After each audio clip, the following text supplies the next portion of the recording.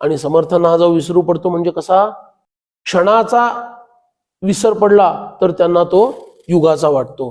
आम्हाला क्षणाचं स्मरण पण होत नाही. बघा किती विपर्यास आहे. एका क्षणासाठी विस्मरण झालं त्यांना असह्य होऊन जातं. आणि आमचं काय आहे, ध्यानाला बसल्यानंतर पण स्मरण होत नाही. ध्यानाला बसतानाच बघतो घड्याळात वाजलेत किती आणि किती वाजता उठायचं आहे, हा संकल्प करूनच जेव्हा आपण बसतो तेव्हा काय स्मरण होणार आहे सांगा. इतक्या वाजता उठायचं आहे हे आधीच मनाला सांगितलेलं असतं.